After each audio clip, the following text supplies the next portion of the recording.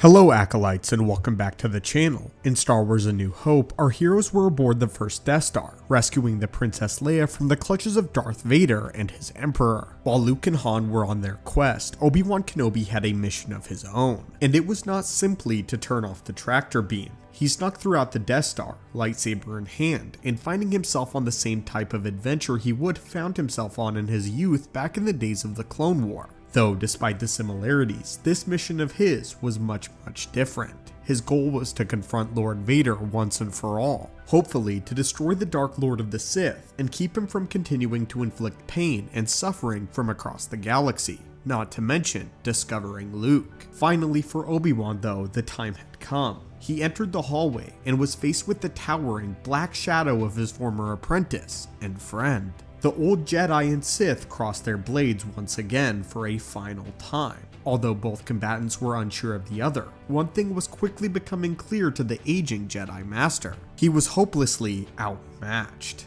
Finally, after being beaten back, Obi-Wan noticed that Luke and his friends had succeeded and were now fleeing from the stormtroopers. And in this moment, Obi-Wan realized what he now must do, and what he now must sacrifice for there to be any hope for Luke as well as the rest of the galaxy. Obi-Wan centered himself within the Force, raised his saber, and with a smile, allowed the crimson blade of his former apprentice to strike true. And with that, Obi-Wan vanished, leaving no indication of his presence beside a crumpled robe and his lightsaber. This was our first encounter with the true power of the Force and the idea of a Force ghost, all the way back in 1974 with the release of the original Star Wars. Since then, we have seen a few other Jedi do something similar to what Obi-Wan did, with Yoda disappearing in Return of the Jedi in the same fashion, and both the visages of Ben and Yoda returning in spectral form. For the longest time, it was exclusively a Jedi ability to be able to return from the grave for a purpose that they ultimately had to fulfill. However, in recent years, we have seen Sith doing something similar, something previously not thought possible. From the spirits of Naga Sadow instructing Exar Kun, whose spirits would live on to cause havoc to Luke Skywalker, to Darth Bane appearing before Yoda in the Clone Wars. So why is this? How is it possible for the Sith to return from death as well? Well, stick with us today, curious acolytes of the galaxy, as we dive into the answer and we explain what is the difference between the light side and dark side for spirits, and explain how these dark lords may actually return from the dead, something previously thought to be impossible. To start off, the first thing we need to establish is the intent behind each action, because let's face it, no one goes through the trouble of ensuring that their spirit lives on after death just because they feel like it, no matter how powerful in the Force they really are. Plenty of very powerful and legendary Force users have come and gone without feeling the need to leave their spirit behind. And although quite a few have discovered this power, it all starts with the intention. For a Jedi, it has been stated that becoming one with the Force and transcending into a Force ghost is an act of pure selflessness and compassion.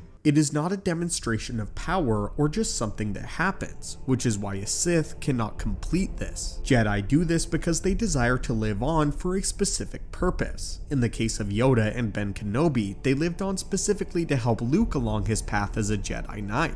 For Qui-Gon, he lived on because he needed to help guide Obi-Wan and Yoda, instructing them on how to achieve the same status. For Anakin, he lived on because he desired to reconcile with his son and his daughter. It is worth noting that the Jedi Force ghosts do not stay around forever. Once their purpose is accomplished, they must transcend and become one with the cosmic force, just as all living things must. The Jedi essentially set their timer as soon as they die. When that timer is up, they must move on. By the time Luke had lived to see his grandchildren being born, Ben Kenobi came to him for a final time and let him know that there was nothing left for him to be taught, and Luke would no longer need guidance from either of the aged Jedi Masters. This would mark the last time that Luke ever saw them. In the case of Anakin and Qui-Gon, both of their training was incomplete, and so they had a limited number of ways that they could manifest in the physical plane. Qui-Gon could only come back as a disembodied voice, and Anakin was only able to manifest manifest himself in the world of the living a small number of times. As you know, the Jedi all learned the ways of transcending death by the way of the Force priestesses. These 5 priestesses guarded the well of the cosmic force and instructed Qui-Gon and Yoda on how to become Force spirits. Through rigorous trials, Yoda was able to come out knowing the full secret to the ability.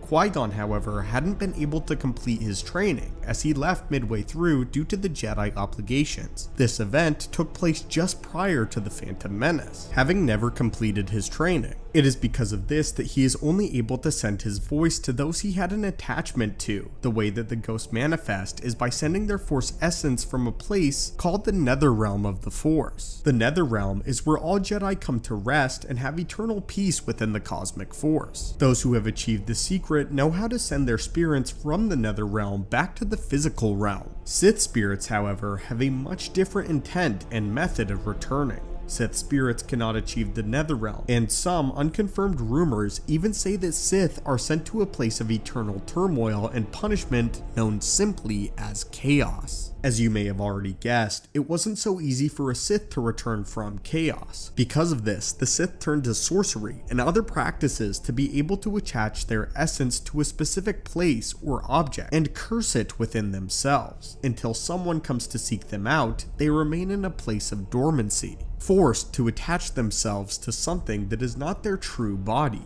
The issue with the way Sith spirits reside is that they are in total isolation. This isolation can bring pain and even psychosis and send them into complete madness, as we see a huge difference between Sith Lords that actually managed to return as Sith spirits than how they conducted themselves in life, mainly due to this isolation. On one occasion, Sidious stated that Sith spirits were very much real, and the fact that they could not return post-death was simply a Jedi myth. Sidious even claimed that he had nearly been killed by a group of Sith spirits on numerous occasions. The way these Sith ghosts can interact with the physical realm is very limited. However, there have been accounts of these spirits being able to use Force lightning, life drain, and cast horrifying illusions on their prey. Most oftentimes, these Sith spirits would bind themselves to their tombs or again objects of their choosing. The biggest weapon a lot of these Sith spirits have is the ability to possess a vessel and essentially return to life for a short amount of time.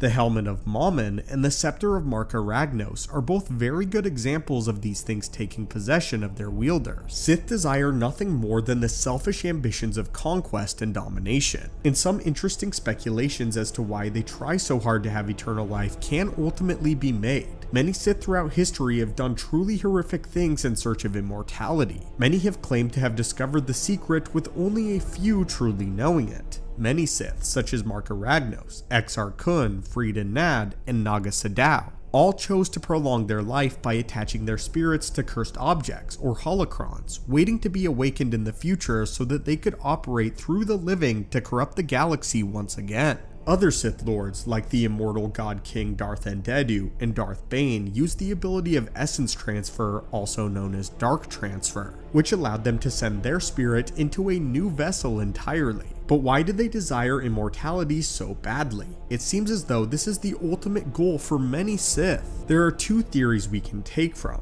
The first being the go-to answer, which is all that they desire is to become the greatest and most powerful being in the galaxy, and that achieving power, as Darth Bane said, is the ultimate and only goal of the Sith, essentially making them a dark side god. The ability to finally climb to the top and become the ultimate being is most likely the ideal dream for any power-hungry Sith Lord. While this is likely and very plausible, the second theory is also rather intriguing. Earlier, we mentioned a place of torment known as Chaos. Chaos, also nicknamed the Void by some Sith, would equate to our world's understanding of Hell. And like anyone would know, it isn't something that any Sith would look forward to after a life of suffering for power, only to suffer eternally without it. Darth Plagueis once reported that according to legend, those who failed to punish their enemies during their lifetime would be forced to harbor their ill feelings in chaos forever. Plagueis, however, didn't believe that chaos was a real place, but only the perception of imminent dissolution some beings felt when they died.